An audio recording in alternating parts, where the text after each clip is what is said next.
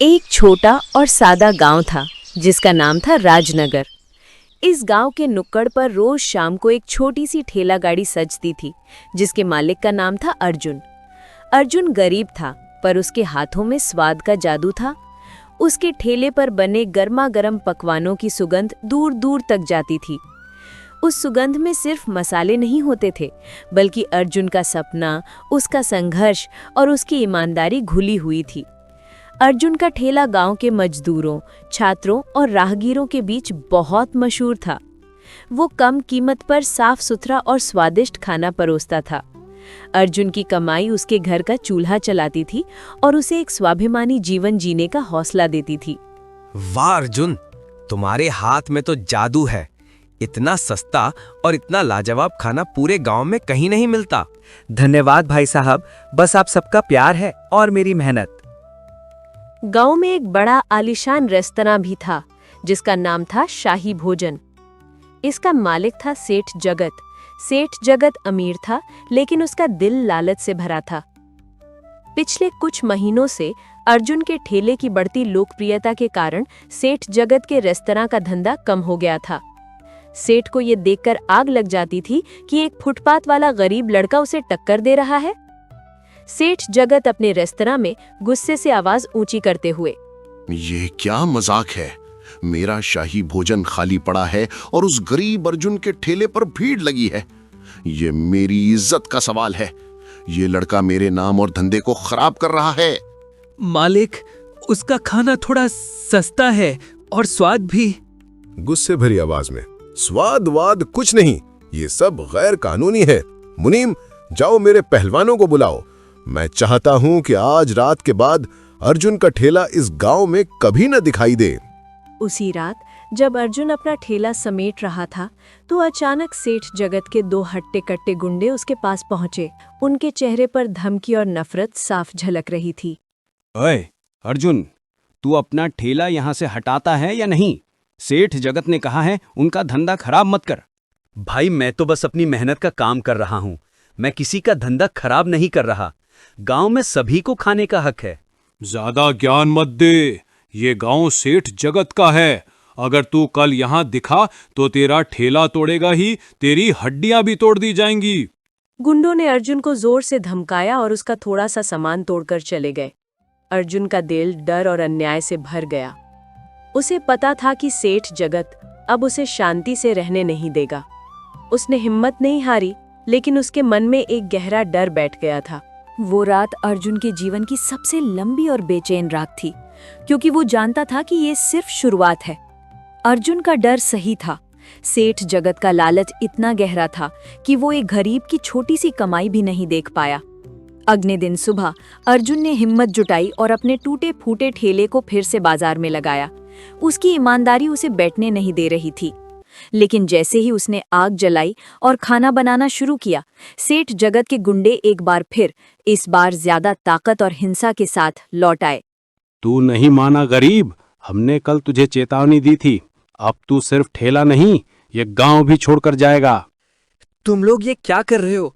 ये मेरी रोजी रोटी है, मुझे जाने दो। गुंडों ने अर्जुन की कोई बात नहीं सुनी। उन्होंने बेदर्दी से अर्जुन को मारना पीटना शुरू कर दिया। वे उसे तब तक मारते रहे जब तक वो दर्द से जमीन पर गिर नहीं गया। इसके बाद उन्होंने उसका प्यारा ठेला, जो उसकी मेहनत का प्रतीक था, पूरी तरह से तोड़ डाला। बर्तन जमीन पर बिखर गए। याद रखना, अगर तू इस गांव की सीमा के अंदर दोबारा दिखा तो तेरी जान ले ली जाएगी। जा और इस गांव से बहुत दूर चला जा। अर्जुन जमीन पर पड़ा करा रहा था। उसकी आंखें आंसुओं से नहीं बल्कि अन्याय और अपमान से भरी थीं। उसने समझ लिया कि वो सेठ की दौलत और ताकत से नहीं लड़ सकता। वो एक सीधा साधा ईमानदार आदमी था। वो कोई लड़ाई नहीं जीत सकता था। शाम ढल चुकी थी। अर्जुन ने टूटे हुए ठेले से अपने बचे खुचे कुछ कपड़े, दाल और चावल के छोटे पैकेट इकट्ठा किए। अपने घर की तरफ देखे बिना वो गांव की पिछली पगडंडी से दूर निकल पड़ा। उसका दिल टूट चुका था। उसका शरीर दर्द से भरा था। उसके मन में बस एक ही विचार था। वो किसी ऐसी जगह जाना चाहता था जहां सेठ जगत की लालची आंखें न पहुंच सके। अर्जुन बिना किसी मंजिल के दिन और रात चलता रहा। उसने गांव, खेत और परिचित रास्ते पीछे छोड़ दिए। वो ऊबड़-खाबड़ रास्तों, छोटे टीलों और घने जंगल के बीच से गुजरता रहा। 2 दिन तक वो सिर्फ पानी पीकर और बचे-खुचे चावल खाकर जिंदा रहा। उसका शरीर अब जवाब देने लगा था। चलते चलते वो एक बड़े घने पहाड़ के पास पहुंचा। पहाड़ की तलहटी में बेलों और झाड़ियों के पीछे छिपा हुआ एक अंधेरा और पुराना प्रवेश द्वार था। ये एक गुफा थी। गुफा का मुहाना देखकर अर्जुन को थोड़ी अजीब सी शांति महसूस हुई। अब और नहीं चल सकता। सेठ के गुंडों की नजर यहां तक नहीं आएगी। यही मेरी आखिरी शरण है। हार मानकर और थक हारकर अर्जुन उस रहस्यमय और एकाकी गुफा के भीतर चला गया। पता नहीं था कि जिस जगह उसने मौत के डर से शरण ली है, वही जगह उसके जीवन का सबसे बड़ा जादुई मोड़ बनने वाली थी। अर्जुन गुफा के अंदर चला गया। बाहर तो तेज धूप और जंगल का खतरा था, लेकिन गुफा के भीतर गहरा अंधेरा और अजीब सी चुप्पी थी। वो गुफा की जमीन पर बैठ गया। उसके शरीर में दर्द था और पेट भूख से जल रहा था। उसने अपने पास बचे खुचे चावल और दाल के पैकेट को टटोला, लेकिन भागते समय वो पैकेट भी कहीं गिर गया था। अब उसके पास खाने के लिए कुछ नहीं बचा था। उसने गुफा की ठंडी दीवार से टेक लगा ली और दर्द से कराहते हुए पीछे झुक गया। हे भगवान, मैंने गांव में सिर्फ ईमानदारी से काम किया था। क्या मेरी यही सजा है? सेठ जगत ने मेरी रोजी रोटी छीन। अर्जुन की आंखों से आंसू बहने लगे। उसे लगा कि वो अपनी मेहनत, अपना स्वाभिमान और अब अपनी जान भी खो देगा। थोड़ी देर बाद अर्जुन को लगा कि अगर वो यहाँ बैठा रहा तो भूख और निराशा से मर जाएगा। उसने हिम्मत की और गुफा के भीतर टटोलते हुए आगे बढ़ने लगा। जैसे जैसे वो अंदर जाता गया, गुफा और गहरी होती गई। अचानक उसे गुफा के बीचों बीच एक छोटी सी मेज जैसी जगह दिखाई दी। अंधेरे में भी उस जगह पर एक धुंधली सी चमक थी। अर्जुन उस चमक की ओर रेंगता हुआ पहुंचा। उसने डरते डरते उस मेज को छुआ। वो मेज पत्थर की बनी थी, लेकिन उसका ऊपरी हिस्सा अजीब तरह से चिकना था। मेज के किनारे पर कुछ प्राचीन, अपरिचित नक्काशी बनी हुई थी। उसकी भूख अब बर्दाश्त से बाहर थी। आंखें बंद करके उसने दिल से प्रार्थना की। उसकी प्रार्थना सिर्फ खाने के लिए नहीं थी, बल्कि एक मौके के लिए थी। अगर दुनिया में ईमानदारी बची है तो मुझे एक रास्ता दिखाओ। मुझे वापस जाकर अन्याय से लड़ना है।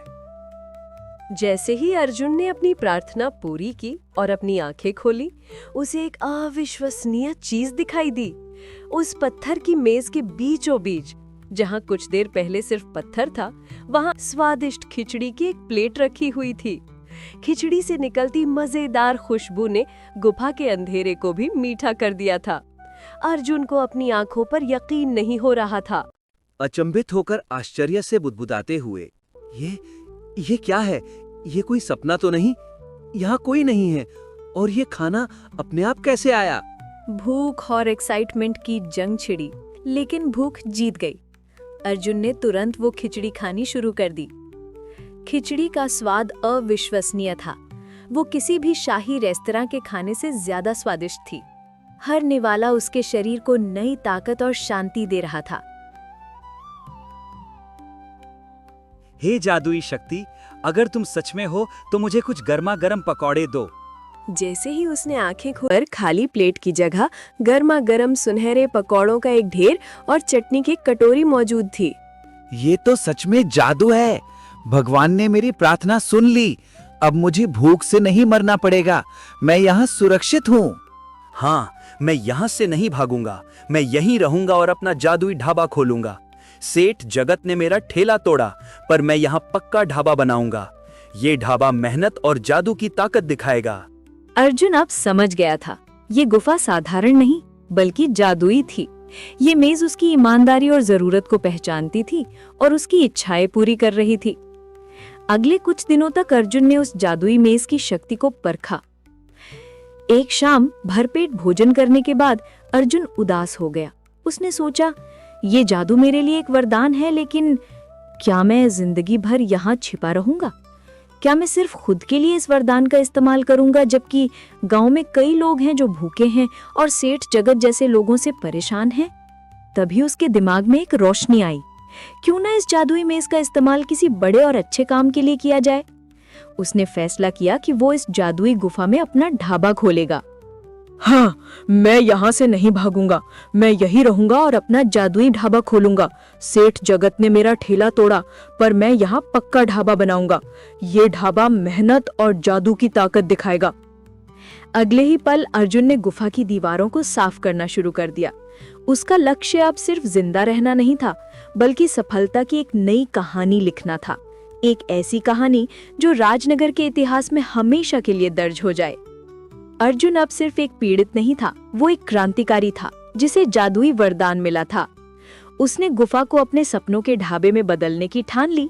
समस्या ये थी कि गांव के लोग इतनी दूर जंगल की गुफा में खाना खाने क्यों आएंगे। अर्जुन ने फैसला किया कि वो अपने ढाबे का रहस्य बरकरार रखेगा और सिर्फ उन लोगों को आकर्षित करेगा जो सच्चे भूखे और ईमानदार हों। अगले दिन सुबह अर्जुन ने गांव की पगडंडी के पास, जहां से गुफा का रास्ता शुरू होता था, वहां एक पत्थर पर एक संदेश लिखा। सबसे स्वादिष्ट भोजन सबसे कम दाम में, सिर्फ सच्चे भूखे के लिए, जंगल के भीतर आइए। कुछ मजदूर जो काम से थककर लौट रहे थे, उन्होंने वो संदेश देखा। पहले तो वो डरे, लेकिन भूख ज्यादा बड़ी थी। ये कैसा मजाक है? जंगल के भीतर ढाबा? भाई, हमें कोई परवाह नहीं। पेट की आग जंगल के डर से ज्यादा है। चलो देखते हैं। डरते डरते कुछ लोग गुफा के प्रवेश द्वार तक पहुंचे। भीतर अंधेरा था, इसलिए उन्होंने हिचकिचाहट महसूस की। तभी अर्जुन गुफा के अंदर से एक टिमटिमाती लालटेन लेकर आया, जिससे अंदरूनी हिस्सा दिखाई देने लगा। स्वागत है। आप थक चुके होंगे और भूखे भी होंगे। ये हमारा जादुई ढाबा है। अंदर आइए। लोग गुफा के अंदर गए। उन्हें पत्थर की मेज, कुर्सियां और साफ सफाई देखकर थोड़ा अजीब लगा। अर्जुन ने उन्हें बैठने को कहा और पूछा, आप क्या खाना पसंद करेंगे? यहाँ इस गुफा में तुम अकेले हो? क्या तुम गुफा के अंदर खाना बनाते हो? ये ढाबा थोड़ा अलग है। आप बस अपनी इच्छा बताइए। आपको खाने में दाल रोटी चाहिए या शाही पुलाव? मजदूरों ने सोचा कि ये मजाक कर रहा है। उन्होंने बस गरम गरम दाल चावल मांगा। अर्जुन ने अपनी आंखें बंद की और पत्थर की मेज की ओर इशारा किया। उसी पल मेज पर भाप निकलती हुई दाल और चावल की प्लेटें और सब्जी अचानक प्रकट हो गईं। मजदूरों की आंखें फटी रह गईं। उन्हें लगा जैसे वे कोई सपना देख रहे हैं। ये कहाँ से आया? और ये स्वाद? ये कोई साधारण खाना नहीं है। ये मेरी ईमानदारी की कमाई है और इसकी कीमत सिर्फ 10 रुपए। मैं यहाँ किसी को लूटने नहीं, बल्कि भूख मिटाने आया हूँ। मजदूरों ने 10 रुपए दिए और खुशी खुशी वहां से चले गए। वे अब सिर्फ ग्राहक नहीं थे, बल्कि अर्जुन के जादुई ढाबे के पहले प्रचारक बन गए थे। अगले दिन ये खबर गांव में आग की तरह फैल गई। क्या क्या बकवास है ये? जादुई खाना, गुफा में ढाबा? मैं इस अंधविश्वास को नहीं मानता। वो गरीब लड़का जिसके पास ठेला लगाने के भी पैसे नहीं थे, वो अचानक इतना सारा खाना कहां से ला रहा है? मालिक, मैंने खुद सुना है। लोग कहते हैं वहां जाने पर बस इच्छा जाहिर करनी होती है और खाना प्रकट हो जाता है। गांव के सारे लोग अब वहीं जा रहे हैं। ये कोई जादू नहीं है। ये जरूर कोई गलत धंधा है, या फिर उसने कोई गुप्त खजाना ढूंढ लिया है। मुनीम, मुझे उस लड़के पर और उसकी गुफा पर शक है। उसने मेरे रेस्टोरेंट का नाम खराब किया है। अब मैं उसकी कमाई और उसकी गुफा दोनों छीन लूंगा। जाओ, पता करो कि वो इतना स्वादिष्ट और सस्ता खाना कहां से लाता है। अगर वहां कोई खजाना है तो वो मेरा होगा। उन्होंने बड़ी मुश्किल से गुफा का प्रवेश द्वार ढूंढा। अरे, यहाँ तो पार्टी चल रही है। तू यहाँ छिपा बैठा है गरीब। तूने सोचा था कि सेठ जगत की पहुंच यहाँ तक नहीं होगी। बाहर निकल और हमें बता, तू ये सब खाना कहाँ से ला रहा है? हमें लगता है कि तू कोई काला जादू कर रहा है। डरते हुए पर संयम बनाए रखते हुए गुंडों की आवाज से डरकर ग्राहक तुरंत वहां से जाने लगे। अर्जुन जानता था कि अब आमना सामना जरूरी है। इस बार वो भागेगा नहीं बल्कि लड़ेगा। तुम लोग यहाँ से जाओ। ये ढाबा ईमानदार लोगों के लिए है, तुम्हारे लिए नहीं। तुम सेठ जगत के गुंडे हो जिसने मुझे मारा और मेरा ठेला तोड़ा था। ओ, अब तू हमें धमकी देगा? चल हमें बता, ये सारा खाना कहाँ से आता है? जल्दी से वो खजाना बाहर निकाल, वरना हम तुझे यहीं दफना देंगे। ये क्या था? इस मेज में बिजली है। गुंडों ने घबराकर अपने हाथ पीछे खींच लिए। वे समझ गए कि यह मेज साधारण नहीं है। दोनों बेवकूफ हो, हट जाओ। ये कोई खजाना नहीं बल्कि जादू है। ये मेज मेरी है। मेज, मैं तेरा नया मालिक हूँ। मेरी इच्छा है कि तू मुझे सोने के सिक्के दे अभी। लेकिन इस बार मेज से बिजली का झटका नहीं लगा। इसके बजाय मेज पर अपने आप एक बहुत बड़ी प्लेट प्रकट हुई। प्लेट पर सोने के सिक्के नहीं थे, बल्कि सेठ जगत के रेस्तरां का बासी सड़ा हुआ खाना था, जिसमें से गंदी बदबू आ रही थी। उस खाने के ऊपर एक छोटा सा संदेश लिखा था, लालची और बेईमान के लिए यही भोजन है। जाओ, ये जगह बेईमान लोगों के लिए नहीं है। ये जादू ईमानदार मेहनत का साथ देता है। अपमान और बदनामी के भाव से भागते हुए सेठ जगत और उसके गुंडे अपने लालच और अपमान की बदबू लेकर वहां से भाग खड़े हुए। उन्हें पता चल गया था कि वे अर्जुन को शारीरिक रूप से हरा सकते हैं, लेकिन जादुई न्याय को नहीं। इस घटना के बाद अर्जुन के ढाबे की प्रसिद्धि और बढ़ गई। अब लोगों को यकीन हो गया कि अर्जुन का ढाबा सिर्फ स्वादिष्ट नहीं बल्कि जादुई है, क्योंकि वो ईमानदारी पर आधारित है। अर्जुन ने उस गुफा को अपना स्थायी घर और ईमानदारी का प्रतीक बना लिया। उसने अपनी कमाई का एक हिस्सा गांव के गरीब लोगों की मदद के लिए इस्तेमाल किया और राजनगर के इतिहास में वो जादुई ढाबे के मालिक के नाम से अमर हो गया। अगर आपका इरादा नेक है और आपकी मेहनत सच्ची है तो दैवीय शक्ति भी आपका साथ देती है।